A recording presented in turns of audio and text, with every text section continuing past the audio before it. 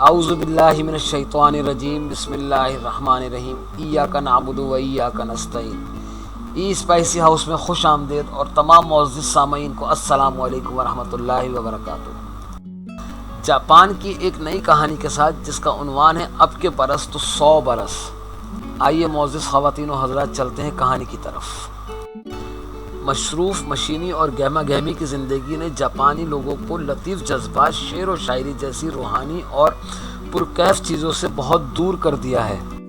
سخت بارش کا امکان تھا، اس کے باوجود اوساکا میں مقیم مس کیکو معمول کے مطابق ٹھیک وقت پر ہوماچی اسٹیشن کے مغربی دروازے پر موجود ملی۔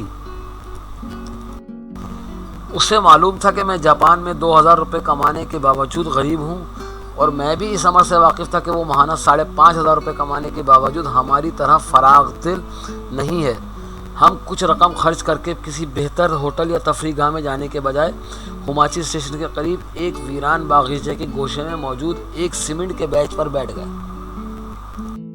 ابھی ہم بیٹھے ہی تھے کہ تیز بارش شروع ہو گئی، جس کا اندیشہ تھا۔ ہم نے دوڑ کر گھنی جھاڑیوں میں پناہ لے لی اور رین کوٹ بچھا کر چھتریاں کھول لی۔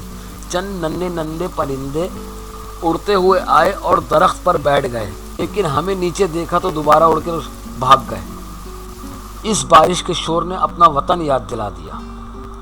خواہ بارش کی ضرورت ہو یا نہیں، ہماری پھوپھی بچپن میں اپنے بچوں کے ساتھ ہمیں بھی جھولے میں بٹھا کر اللہ الصمد اللہ سائیں خیر کا ورد کرتی رہتی تھی۔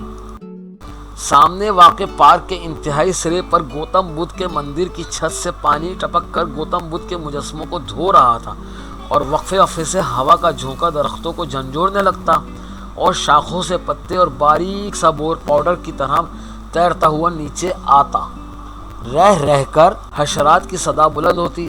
جاپان میں شاید یہ پہلا موقع تھا کہ مجھے بھی قدرت کی طرف دھیان دینے کا موقع ملا۔ عام طور پر یہاں مشینی اور مصروف ترین زندگی گزر رہی تھی۔ ان نام نہاد ماڈرن ملکوں کی لگی بندی اور مشینی زندگی میں دن بھر مصروفیت، صبح الیکٹرک مشین سے شیو کرنا، کیتلی کا پلگ لگا کر چائے گرم کرنا، عجلت میں کمرے کا ایئر کنڈیشنر آف کر کے الیکٹرک زینے کے ذریعے قریبی زمین دوز ٹرین کے لیے بھاگم بھاگ پہنچنا، گاڑی میں جلدی اخبار پڑھنا، پھر آفس کی جانب دوڑنا۔ آفس یا جہاز میں پورا وقت کاغذات، کیلکولیٹر، کمپیوٹر اور مشینوں کے ساتھ مغز ماری کرنا۔ لنچ ٹائم ہو تو دوستوں اور آفس میں کام کرنے والوں سے بات چیت کرتے ہوئے فون بھی ریسیو کرنا، اور ساتھ ہی ساتھ سینڈوچ پر بھی منہ مارنا۔ شام کو گھر پہنچتے ہی ٹی وی کھولنا یا ریڈیو کا سوئچ آن کر کے ان کی آوازوں کے ساتھ سڑک سے گزرنے والی گاڑیوں کا شور یا لوگوں کی باتوں کا گھمسان۔ یا اللہ، کیا زندگی ہے! اس سے تو ہمارے غریب ملکوں کی زندگی بہت بہتر ہے۔ آپ کس سوچ میں پڑ گئے؟ آخرکار مس کیکو نے مجھے میرے خیالات سے چونکا دیا۔ میں سوچ رہا ہوں کہ مشینی زندگی نے انسان کو قدرتی حسن سے کس قدر دور کر دیا ہے۔ میں نے جواب دیا اور دیکھا کہ اس پر میری بات کا کوئی اثر نہیں ہوا۔ اس بیچاری کو کیا معلوم کہ صبح دم کوئل کی کوک میں کیسی مدھرتا ہے، وقت سحر مرغ کی بانگ ماحول میں کیسا حسن بھر دیتی ہے، کوئے کی چرخی کی آواز میں کیسا رومانس ہے، چاروں طرف ریت، خاموشی یا سبزے میں کتنی کشش ہوتی ہے۔ کیا آپ بور ہو رہے ہیں؟ نہیں، میں بہت خوش ہوں، تم جیسا دوست قریب موجود ہے۔ یہ برسات، یہ تنہائی، یہ خاموشی۔ اس نے میری بات کاٹ کر جاپان کا گانا گنگنانا شروع کر دیا۔ سکورا یا یوئی موسوراوا۔ میں نے بھی ایسے ماحول میں کچھ گنگنانا چاہا، کوئی شعر، کوئی غزل، کوئی گیت، کوئی گانا، لیکن کچھ بھی دماغ میں نہ آیا۔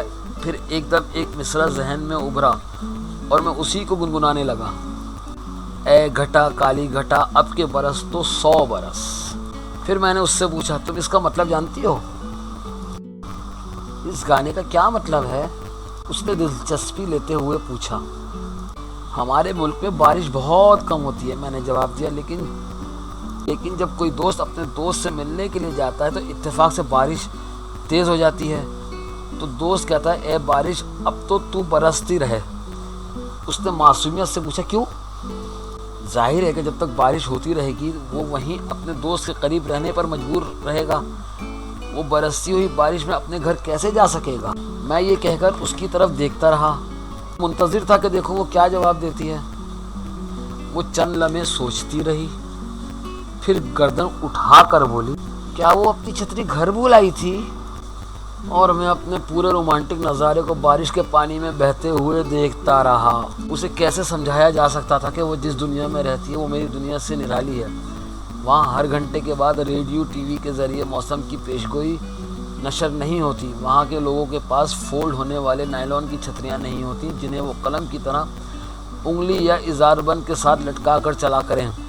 وہاں زمین دوز گاڑیاں اور ایسی سیمنٹڈ سڑکیں نہیں ہوتی۔ یہاں کے موتاماچی بازار کی چھت جیسی رنگین پلاسٹک سے دھلی اور ڈھکی ہوئی گلیاں نہیں ہوتی۔